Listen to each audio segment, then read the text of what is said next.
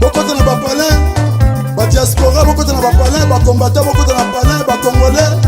Boza monde entier, na 5 continents, mokili mobimba bo s'abonner na Congo Dialogue. Info na sûr. Et repesa masolo, dialogue esengi boyokani, dialogue esengi bolingani, dialogue esengi tosangana. Biso nyonso ba congolais toza na monde entier, to s'abonner na Congo Dialogue Info. Esika nini bokomona mwana mwasi oyo ye na idéologie. Francine Ngembe pona toya koloba makambo oyo ezali kolekana na DGRK. Biso tozali ba agent à DGRK, to représenter ba agent et cadre ya DGRK parce que baza ba opprimé. Baza ba opprimé na nini baza ba opprimé na mes gestion oyo ezolekana ya monsieur DG Mosaka Miché. DG Miché Mosaka ma depuis azui bokonzi ya DGRK azali ko diriger yango ndenge esengeli te. Azali ko futa ba agent malamu te, azali pe ko futa bango na ngonga oyo esengeli te. Tango azofuta biso malamu te, moyen to futa ba charge oyo ezali primaire, à savoir loyer, ba classe ya bana na kolia na ba soins de santé, moyen to koka ko subvenir na ba besoins primaires ezali te. Au-delà de ça, salaire yango eza koyaka na ngonga oyo ye alingi. Soki bovandi bo déclarer bo sali sit-in lobi nango 2 jours après abandi moi paye. So bovandi ka boye pa vandi. Wana to sepelite yango wana tozali kolekana tozo sala sit-in to tindi memo na gouverneur po na gouverneur atala yende mutazali mokonzi ya oyo etambol oyo Kishasa. Monsieur Daniel Bumba, talela biso likambo oyo. La gestion de monsieur Miché Mosaka ezali opaque. Ezali azo naviguer à vue. Ye muto asali ba comptabilité belé, to mona ki na assemblée provinciale abandi ko pesa cours à comptabilité. Mais les cours de comptabilité c'est bien beau, mais la pratique c'est la gestion.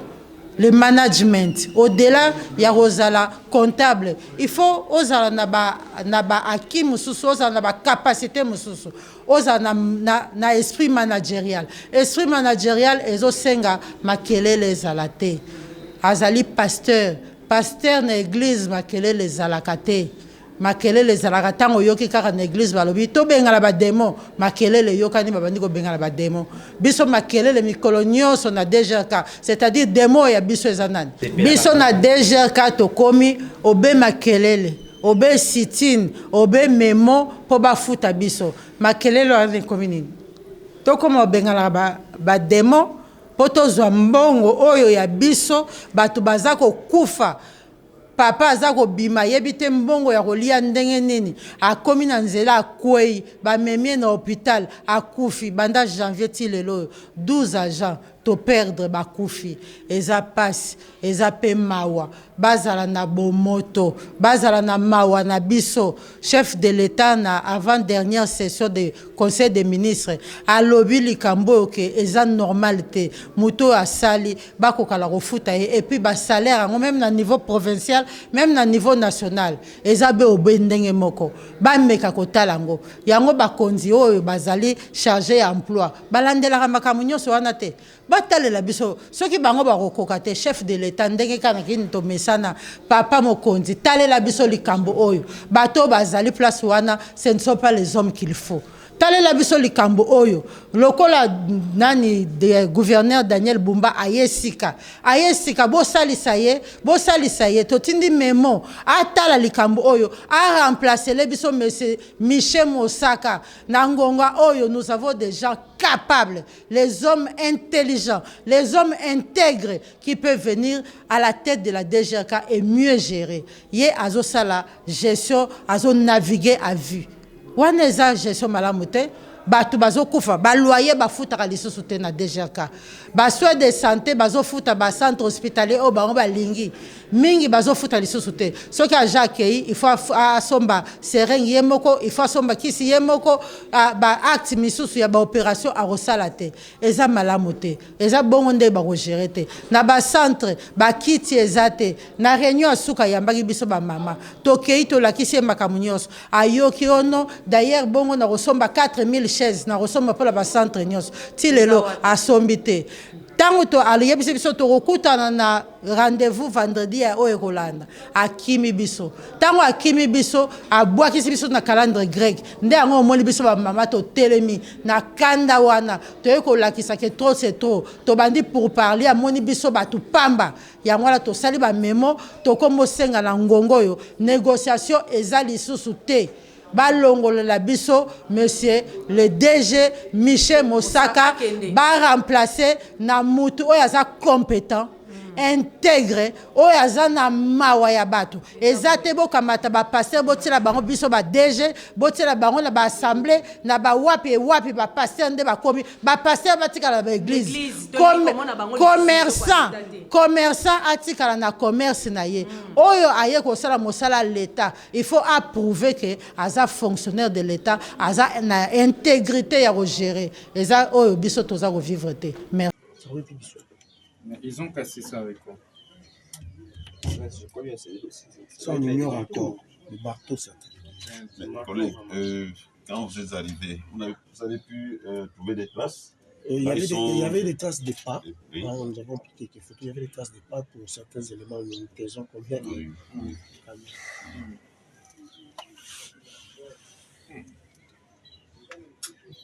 Comment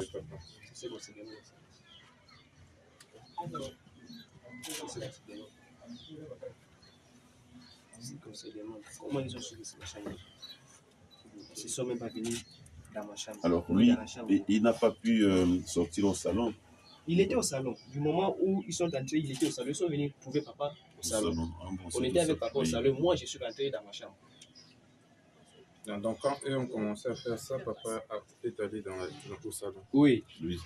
Ils étaient au salon. Nous étions au salon avec papa. À 1h. À 1h du matin, on était au salon avec papa. Ils ont commencé par frapper les murs là. Comme il y a des faïences, c'est très dur. Ils ont vu que c'est dur. Ils sont dirigés vers ici. Comme s'ils savaient déjà que ici c'est la chambre. C'est la chambre.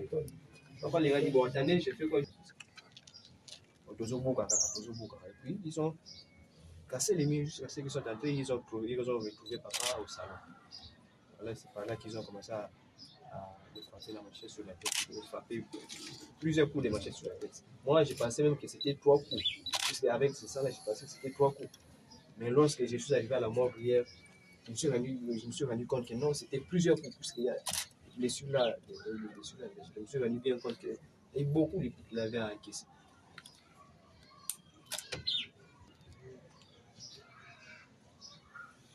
C'est quand même grave parce que quand les gens entrent comme ça, par effraction, ça veut dire qu'ils connaissent le plan de la maison. Oui. Ça veut dire qu'ils savent qu'il n'y a pas d'homme violent ici. Parce que moi, tu ne peux pas entrer comme ça. C'est impossible. Non. C'est la première personne qui fait entrer sa tête là, moi je l'ai tué. Ça ne m'a pas manqué d'instrument. Il y avait une machette. Ce sont des gens qui connaissent qui la connaissent. maison. Quand ils sont arrivés dans la chambre, ils ont vérifié là sur les lits, il n'y avait personne. Ce sont les éléments de choses. Et plus grave encore, ils ne sont même pas entrés dans la chambre de mes soeurs. Ils ont juste ciblé cette chambre de papa et la mienne. C'est les messieurs qui étaient entrés chez moi là, ont voulu aussi me tirer là-bas. Si je ne lui avais pas dit là où se trouvait l'argent et le téléphone, j'ose bien croire qu'il aurait pu tirer sur. Il avait quel gendarme? Là,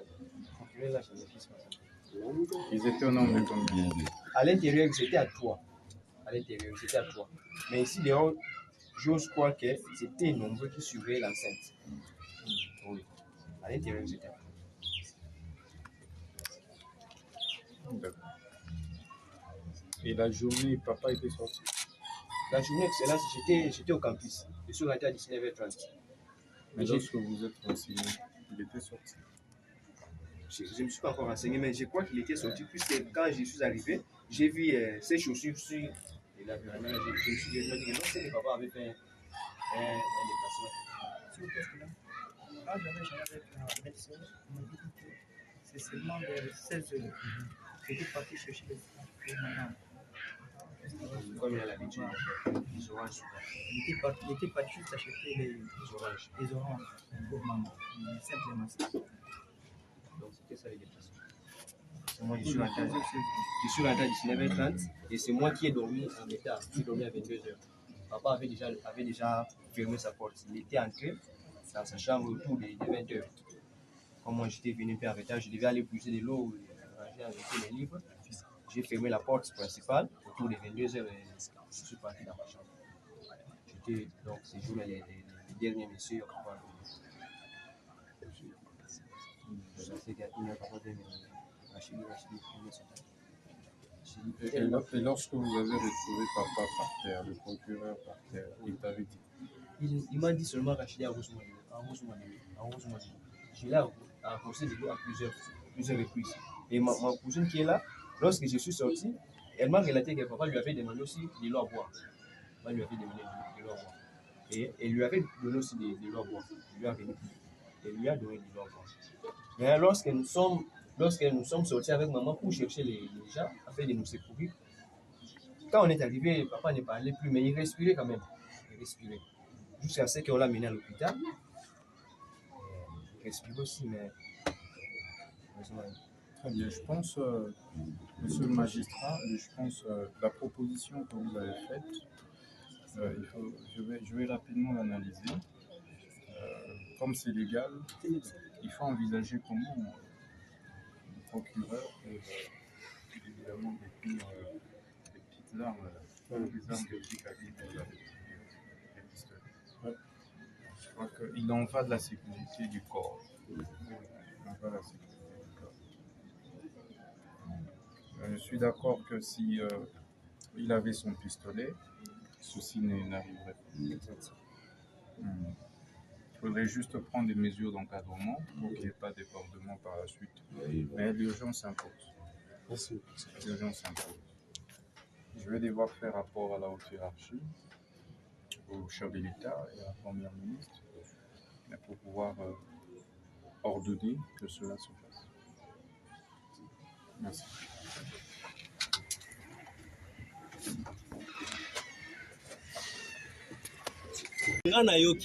Mais moyen okosala autrement ezalaki te 2 minutes babeti munduki lisusu babeti lisusu alors juste pour nous effrayer fin de compte basali oyo bakokaki kosala juste 2 minutes na kobima na bango mwana ya betelinga portail papa papiero lamuka papa azokufa.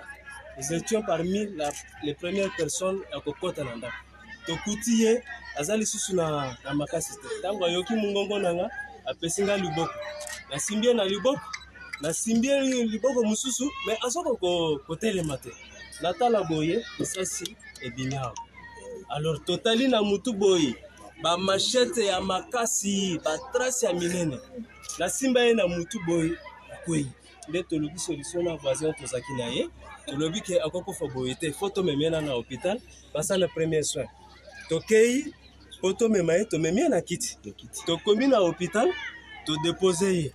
Mais pendant tout ce temps, hémorragie ezalaki déjà dans le salon partout.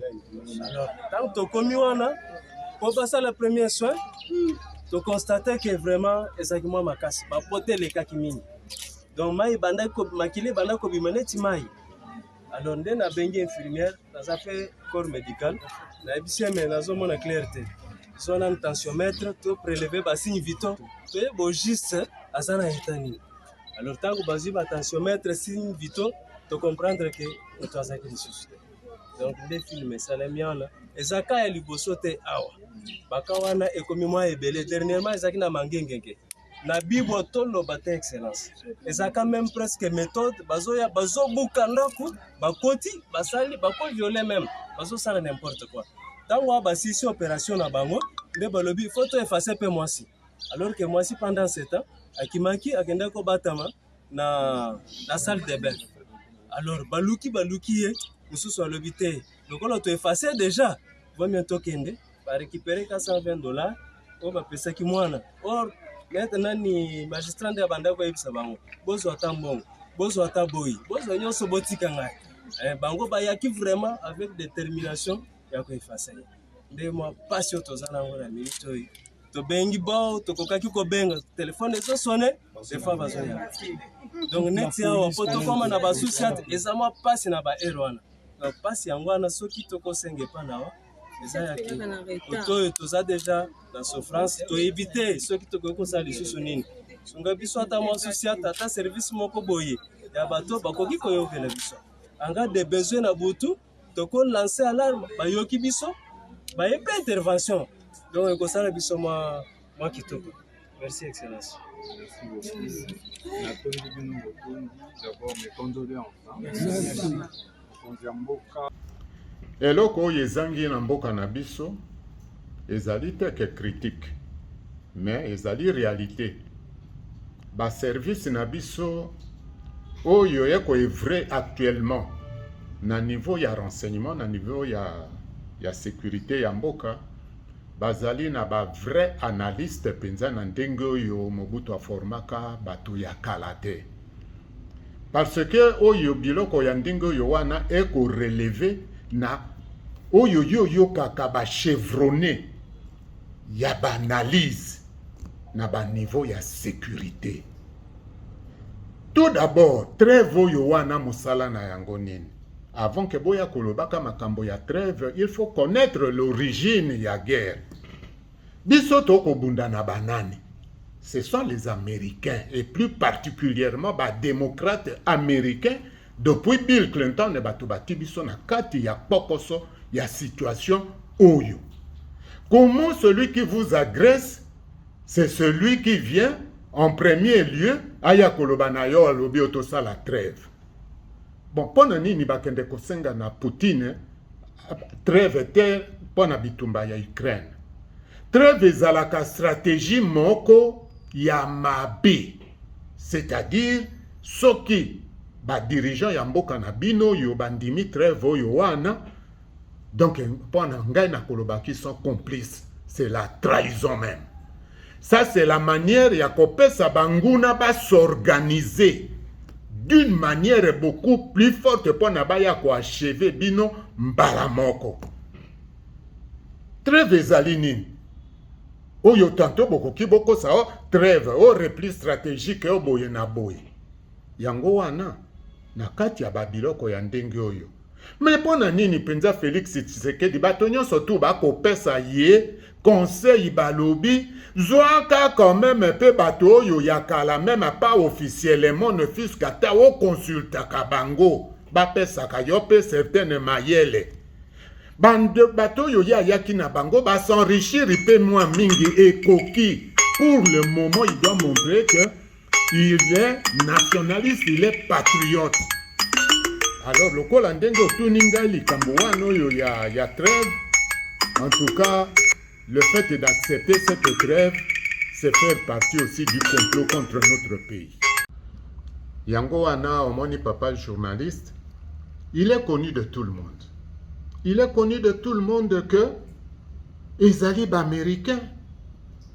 Na ba groupe na bango yo wana nyoso tu na ba Union européenne, c'est-à-dire ba France, ba Angleterre, ba Allemagne, bango nyoso tu bazali na kati ya complot contre notre pays. Parce que c'est dans leur programme ba balkaniser mboka na biso lokola basala na Yougoslavie, ndenge basala kri na Soudan, ndenge basali na ba bikolo mosusu pour ne pas citer ba Corée du Nord na ba Vietnam. Alors nous ne pouvons pas accepter ça. Ceux qui ba dirigeants na bino ba accepter yango, moi je peux vous dire que bazali ba complice parce que ezali na kati ya plan ya balkanisation ya mboka na biso. Alors ça serait vraiment très triste. Tondi mabiloko ya ndenge oyo wana te. Et j'invite M. Félix Tshisekedi à se ressaisir ne fût-ce qu'en dernière minute. Abenga quand même ba oyo bazali une expérience na ba domaine oyo wana. Ba pesa ye mayele. Il a donné plus de 5 ans na bato yo ya yaki na bango na diaspora ba mina ye. Ils se sont déjà beaucoup enrichis, ça suffit. Et donc quand même mboka na biso na le peu du temps qui nous reste. Voilà, eloko nga na okina lo ba point na trêve et ça les mata mukete. Mais en tout cas, je suis très content parce que depuis l'arrestation, il y a Kofi Olomide, chaîne oyo ya Kin 24 va faire passer toute l'intégralité ya émission Otosala na bango il y a de cela plus de 7 ans. Oyonga na lobaka que il n'y a pas de guerre à l'est du pays, il s'agissait plutôt d'une minable et honteuse escroquerie politico-militaro-affairiste. Donc il n'y a pas de guerre chez nous. Et Panabiso Bitumbezali na STT, il s'agit d'un groupe de gens qui se font enrichir ensemble avec les Occidentaux, avec les multinationales. Nous avons combien d'hommes de troupes? Et Panabiso. Tokamatana, depuis la période où il y a MONUSCO, il y avait plus de 20 000 hommes. Tokamati Bayase. Tokamati, en fait, Nakamataka Kabato, nous sommes Bino Bokende qui concerne l'aide. Nous sommes avec une affaire de plus de 100 000 hommes de troupes. Bon, vraiment, Bitumbe si la tête. Hein? M23 en Gobaku Fakate. M23 en Gobabi Sakate. M23, ils ont qui défenestré depuis 2013. C'est ressuscité encore. Baku Fakate, Bakomi Maka. Non. Effectivement. Kofi Olomide, il a répété tout ce que moi j'ai dit. D'ailleurs, pour Nani Peta Ongana Lobaka, il n'y a pas de guerre, il s'agit d'une escroquerie politico-militaire affairiste. Depuis cette époque-là, Bakanga Kanga était pour Nani. Kofi a salé. Kofi n'a fait que reprendre mes propos. Et puis, il faut circuler, si on a des réseaux sociaux, surtout, surtout, lien il y a émission tout ça avec Bilolo na déconaillé na Kin 24 batiko Kofi Olomide, ça c'est de la distraction. Makambo ya minene ezali na kati ya mboka ba s'occuper nde na yango batika Kofi tranquille. Kofi en tant que citoyen il a le droit aussi d'avancer son opinion. Pourquoi pas?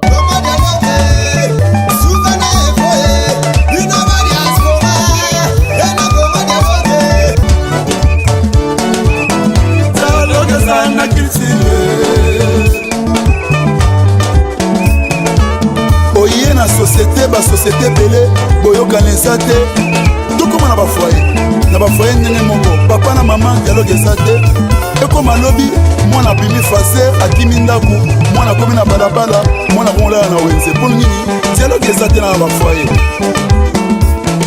Omoni lelo mindele basanganaki basali ero mbongo ekomi makasi mpo na dialogue nde esali dollar lelo ezala makasi dialogue nde esali lelo livre sterling ezala makasi yango moni dialogue eza nécessaire na vie na biso. Dans tout ça dialogue eza unitaire tchachikicha Congo dialogue tosaboni biso nyonso na Congo dialogue sur YouTube.